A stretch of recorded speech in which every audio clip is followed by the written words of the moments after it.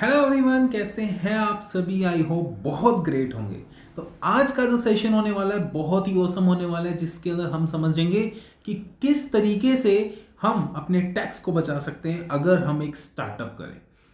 India government startup को बहुत ज़्यादा इनिशिएटिव देती है और जैसे जैसे अपने स्टार्टअप के लिए आगे बढ़ेंगे तो हमें जो भी हमारा प्रॉफिट होगा उन सब के ऊपर हमें क्या मिल जाएगी, छूट मिल जाएगी। यानी कि ऐसी कौन सी चीज़ है जो आपको जाननी बहुत ज़रूरी है और अगर आप जानेंगे तो बहुत अच्छे से पैसा कमा पाएंगे और उसे बचा पाएंगे। तो शुरुआत करते हैं tax benefit for the Indian startups. इसके अंदर आपको ये चीज़ जाननी बहुत ज़रूरी है। ओके, सबसे पहले चीज़ हमने पढ़ा कि जो भी टैक्स बेनिफिट्स होते हैं इंडिया के अंदर 9200 स्टार्टअप्स ऑलरेडी स्टार्ट हो चुके हैं 2024 के अंदर, जो कि बहुत ज़्यादा बेनिफिशियल रहे। मेजरली जो सेक्टर रहता है वो कौन सा सेक्टर रहेगा कि टेक्नोलॉजी का सेक्टर है, हेल्थ केयर का सेक्टर है, एजुकेशन का सेक्टर है, या फिर कोई भी ऐसा क्रिटिकल है जिसके अंदर हम कोई भी एम्प्लॉयमेंट या फिर वेल्थ क्रिएट करते हैं। तो ऐसा कोई भी स्टार्टअप जो कि भारत के अंदर बहुत बेनिफिशियल रहा है टेक्नोलॉजी से रिलेटेड, उन सभी के अंदर हमें क्या मिलती है, बहुत भारी छूट मिलती है। तो सबसे पहला इनिशिएटिव 2016 के अंदर स्टार्टअप इंडिया इनिशिएटिव लिया गया। इस इनिशिएटिव के अंदर गवर्नमेंट ने क्या कहा कि जो भी व्यक्ति स्टार्टअप करेगा under this scheme startup India initiative, जिसके अंदर नई नई टेक्नोलॉजी लेके आएगा, टेक्नोलॉजी के अंदर कोई भी इनोवेशन करेगा, तब उन सभी चीजों के अंदर हम उन्हें छूट देंगे।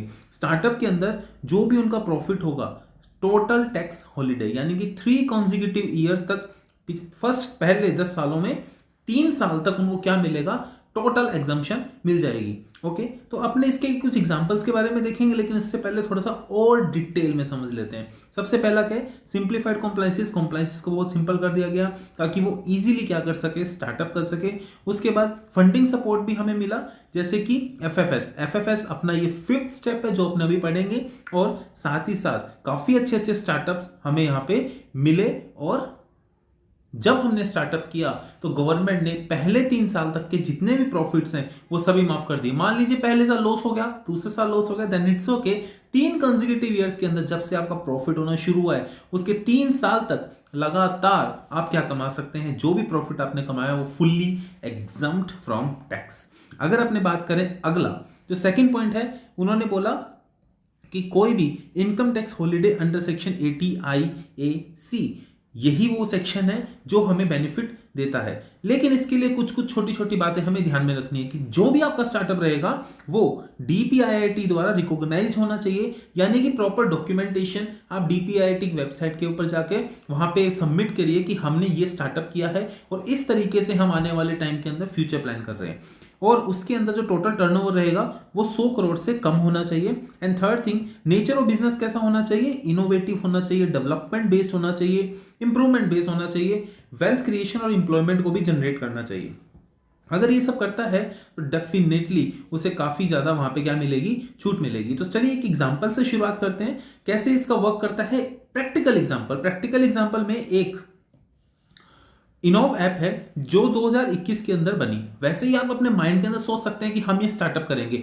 इनोव ऐप जो कि 2021 में बनी, बिजनेस क्या था इसका कि मोबाइल ऐप को डेवलप करना using the AI for the personalize education के लिए, और इसका टर्नओवर 100 CR से कम था। तो उसका प्रॉफिट कितना हो गया, 5 CR का उसका प्रॉफिट था।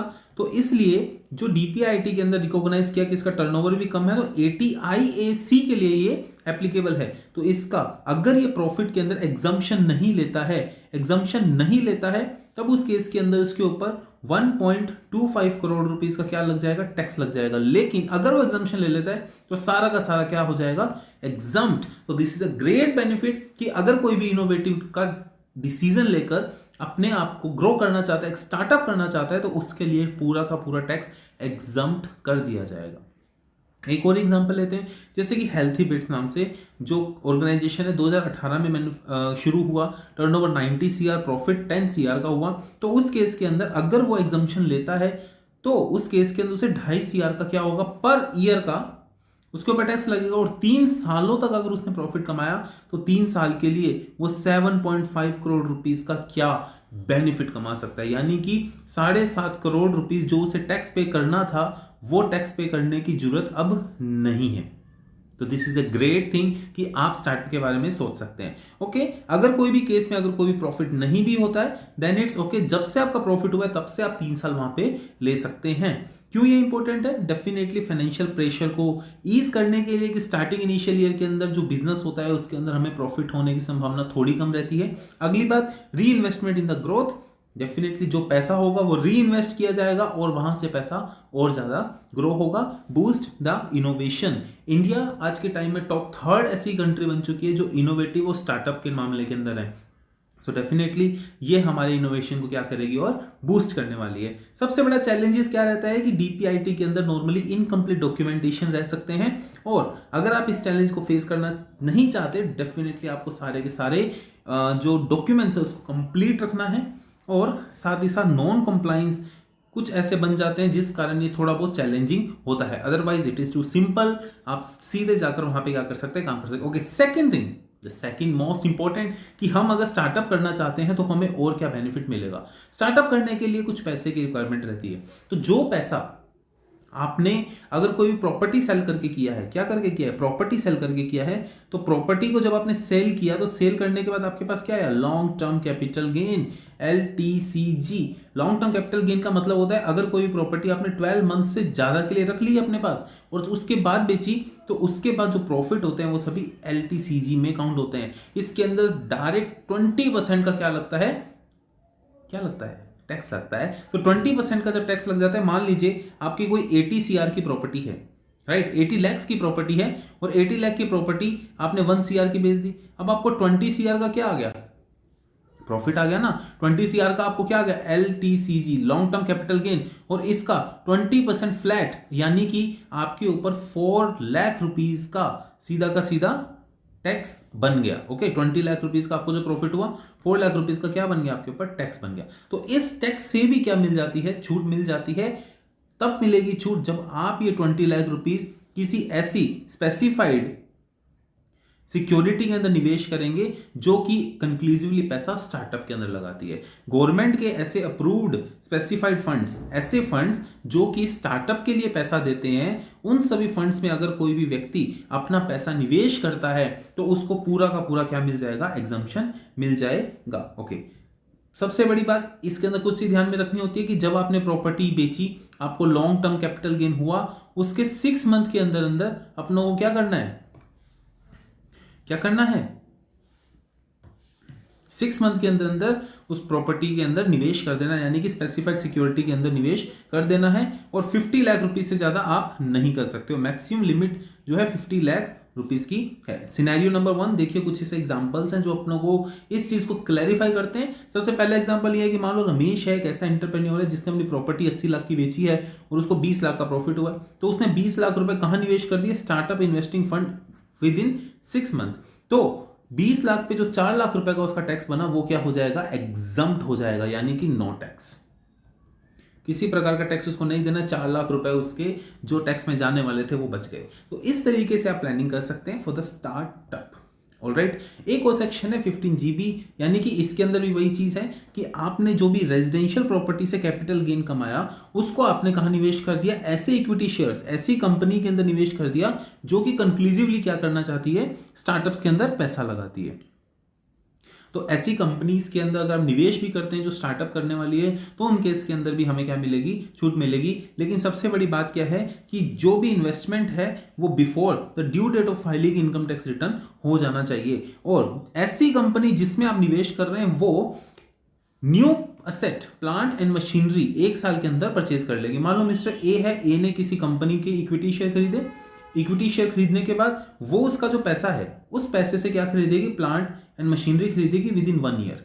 ठीक है, तो एक एग्जांपल के साथ समझ सकते हैं कि सीमा है, ये एक इन्वेस्टर है जिसने सेल किया रेजिडेंशियल प्रॉपर्टी 2024 में और 1 करोड़ रुपए उसने 1 करोड़ की सेलिंग करी, तो 30 लाख रुपए उसका क्या आ गया, कैपिटल गेन। सही मायने में 30 लाख का 20% यानी कि 6 लाख रुपए उसका क्या आ गया, एक तरीके से टैक्स आ गया जो उसे पे करना है। लेकिन उसने क्या किया, उसने दिमाग लगाया, उसने अपने 30 लाख रुपए कहां निवेश कर दिए, ऐसी ऑर्गेनाइजेशन में निवेश कर दिए जहां पे उसको बेनिफिट मिला, और वो एनर्जी सोल्यूशन बनाती कोई कंपनी, और उसने क्या किया, जो पैसा है 30 लाख रुपए निवेश करने पे अपने 6 लाख रुपए सेव कर लिए। लेकिन एक चीज खास बात क्या है, एक चीज ध्यान में रखने वाली ये है कि स्टार्टअप जो है वो फंड, उस फंड को क्या करेगा, निवेश कर देगा विद इन 1 ईयर। 1 साल के अंदर अंदर 30 लाख रुपए का क्या कर लेगा, वो प्लांट एंड मशीनरी को बाय कर लेना चाहिए। ऐसा क्यों बेनिफिट दिया, ताकि इजीली फंडिंग अवेलेबल हो सके इन्वेस्टर्स को, इजीली ऐसा प्रमोशन हम कर सके कि ठीक है आप निवेश करिए, ताकि आपका जो पैसा आपने निवेश किया है वो सारा का सारा हम क्या कर देंगे, उसके अंदर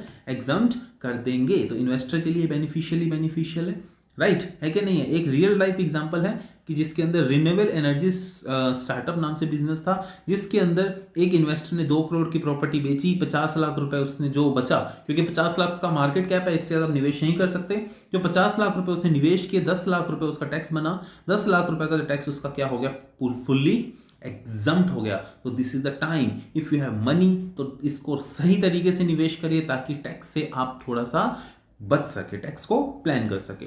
अगला है patent and trademark rebate, this is the third one. हम 5 ऐसे बात करने वाले हैं, तो बने रहिए और लाइक करते रहिए इस चीज को, कि हम पूरे के पूरे सिनेरियो को समझेंगे कि हम अपने टैक्स को कैसे बचा सकते हैं और कैसे अर्निंग कर सकते हैं। अगला पेटेंट एंड ट्रेडमार्क रिबेट, इसके अंदर क्या है कि जो भी startup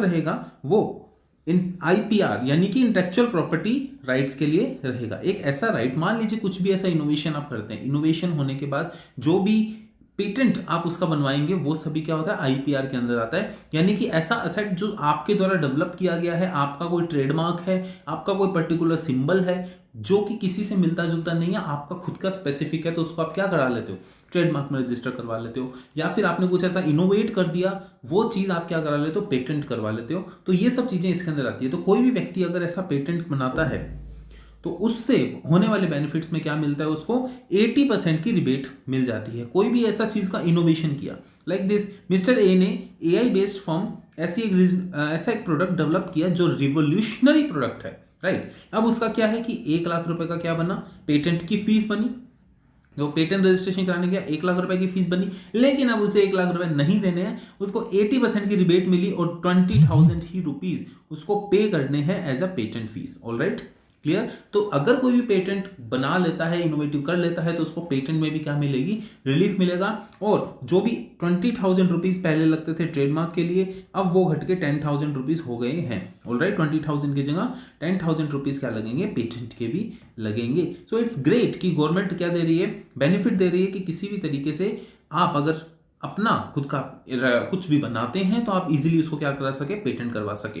fourth, fund on fund scheme, ऐसी स्कीम जिसके अंदर क्या होता है कि कोई भी ऐसी ऑर्गेनाइजेशन है जो कि एआईएफ है, अल्टरनेटिव इन्वेस्टमेंट फंड या फिर वेंचर कैपिटल फंड, एक ऐसे फंड होते हैं जो कि स्पेशली उन बिजनेस के अंदर पैसा लगाते हैं जो कि सिर्फ स्टार्टअप्स के लिए यूज होते हैं, जिनका पैसा डूबने की भी चांसेस रह सकते हैं और हो सकता है कि वो मल्टी बिलियनर भी बन जाए। ऐसे जिनके ऊपर कोई ट्रस्ट नहीं करता, उनके ऊपर ये लोग ट्रस्ट करते हैं। ऐसे वेंचर कैपिटल फंड जो कि एक हाई रिटर्न गेम खेलते हैं, हाई रिस्क गेम खेलते हैं, हाई रिस्क रहता है यहाँ पे, और जब रिटर्न आता है तो हाई रिटर्न ही आता है, बहुत हैवी रिटर्न आता है। तो अब ये जो ऑर्गेनाइजेशन है, इसको कौन करता है, इसको मॉनिटर करने के लिए SEBI, security exchange board of India, इसके ऊपर क्या है, प्रॉपर्ली रेगुलेट करती है कि किसी भी तरीके से माल प्रैक्टिसेस ना हो जाए। तो इसका एक कॉर्पस बनाया गया, गवर्नमेंट द्वारा इसका एक कॉर्पस बनाया गया 10,000 करोड़ का, एक क्या एफएफएस फंड, एफएफएस स्टार्टअप, जिसके अंदर सिडबी मेन रोल करता है। इसको मैनेज कौन करता है, सिडबी। सिडबी क्या है, सिडबी एक प्रकार की ऑर्गेनाइजेशन है जो कि आईडीबीआई थी पहले और बाद में सिडबी बन गई, राइट। और इसके बाद इसके अंदर बहुत से लोग जैसे एलआईसी है, एसबीआई है, ये अलग अलग ऑर्गेनाइजेशन है जिसने इसके अंदर पैसे को निवेश कर रखा है सर्टेन परसेंटेज के दम पे। तो अब ये क्या है, ये क्या करते हैं, एक तरीके से इसने मैनेज किया हुआ है। और ये जो फंड है does not directly for the startup, direct invest startup में नहीं करता है। मान लो कोई भी व्यक्ति है, ये सिडबी के अंदर जिसने पैसा जमा कराया, सिडबी डायरेक्ट स्टार्टअप में नहीं जा रही है। सिडबी किसको पैसा दे रही है, एआईएफ को, और एआईएफ किसके अंदर जा रही है, स्टार्टअप के अंदर जा रही है। और लोग कहां दे रहे हैं, सिडबी के अंदर पैसा दे रहे हैं। तो बहुत सारी पार्टीज बीच में आ गई। तो इस तरीके से अगर कोई भी इसका बेनिफिट उठा सकता है तो यहाँ पे मिलेगा। एग्जाम्पल देखते हैं, मिस्टर डी जो स्टार्टअप है, क्लीन एनर्जी कंपनी इसने डेवलप करी इनोवेटिव सोलर पैनल बनाने के लिए, और फंडिंग जो उसके लिए अप्लाई हुआ। एक वेंचर कैपिटल फंड ने सपोर्ट किया, भाई एफएफएस ने उसको 2 करोड़ रुपए दिए स्टार्टअप डी। तो यहाँ पे सिडबी ने जो मैनेज्ड फंड है उसके अंदर से 2 करोड़ रुपए किसको दिए, वेंचर कैपिटल फंड को, और वेंचर कैपिटल फंड ने किसको दिए, डी को दिए। और डी को यहाँ से क्या मिल गया, पैसा भी मिल गया और वहां से इन्वेस्टर भी सेफ हो गए। क्यों, क्योंकि यहाँ पे बीच में कौन है, सिडबी है। देखो यहाँ पे सबसे बड़ी बात क्या है कि एक अच्छा फंड जब हम निवेश करते हैं अच्छे फंड के अंदर तो वहां से ग्रोथ की प्रोबेबिलिटी बहुत ज्यादा होती है। Alright, okay, the next thing and the last thing tip for the startup is that ensure कि डीपीआईटी रिकॉग्नाइज करेगी, कनेक्ट करेगी एआईएफ से, और डेफिनेटली इसका जो भी वर्क है वो बहुत ही स्मूथ होना चाहिए एंड वर्कहॉलिक होना चाहिए। मतलब वर्क में कोई भी प्रकार का मिसबिहेव नहीं हो, प्रॉपर तरीके से डॉक्यूमेंटेशन जो हो मेंटेन्ड हो। अगर ये सब कंपनीज के पास है तो आप जो पैसा निवेश कर रहे हैं उन सब के अंदर आपको क्या मिलती रहेगी, छूट मिलती रहेगी। So thank you very much.